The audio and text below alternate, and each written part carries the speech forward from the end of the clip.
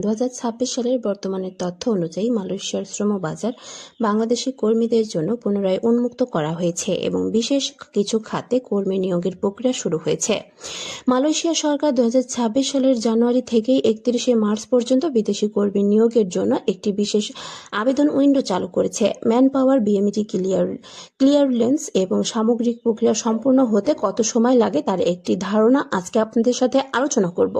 Man power processing ও সময়সীমা, visa ট্রাম্পিং ও man power. Malaysia ই visa বা calling visa processing সাধারণত 2 থেকে 3 কার্যদিবসের মধ্যে সম্পূর্ণ হয়, তবে রিক্রুটিং এজেন্সির মাধ্যমে ম্যান পাওয়ার কার্ড পেতে সাধারণত 7 থেকে 12 দিন সময় লাগতে পারে।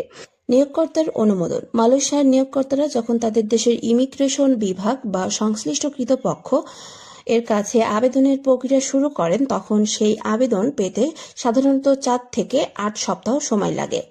সামগ্রিক সময়, পাসপোর্ট জমা দেওয়া থেকে শুরু করে মেডিকেল, কলিং ভিসা এবং ম্যান পাওয়ার কার্ড হাতে পেয়ে ফ্লাই করা পর্যন্ত সব মিলিয়ে সাধারণত 3 থেকে 4 মাস সময় লাগতে পারে, তবে এটি এজেন্সি এবং নিয়োগকর্তার কর্মতৎপরতার উপর নির্ভর করে থাকে। বর্তমান গুরুত্বপূর্ণ আপডেট সমূহ। উন্মুক্ত রিক্রুটিং এজেন্সি। আগে সিন্ডিকেটের মাধ্যমে অল্প কিছু এজেন্সি কর্মী পাঠাতে পারলেও বর্তমানে বাংলাদেশি সরকার ও মালয়েশিয়ার মধ্যকার চুক্তিতে সব বৈধ লাইসেন্সধারী এজেন্সি কর্মী পাঠানোর সুযোগ পাচ্ছে যদি তারা নির্ধারিত শর্ত পূর্ণ করে। প্রধান খাতসমূহ। বর্তমানে মূলত কৃষি, বাগান, খনি এবং নির্দিষ্ট কিছু সেবা খাতে যেমন টুরিস্ট, কার্গো, ক্লিনিং কর্মী নিয়োগের অনুমতি দেওয়া হয়েছে। রিক্যালিভেশন।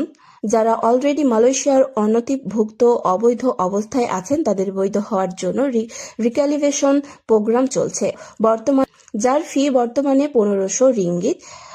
তাদের এই রিক্যালিভেশন প্রোগ্রাম চলছে। তো বন্ধুরা, আজকের আপডেটটি এতটুকু পর্যন্ত।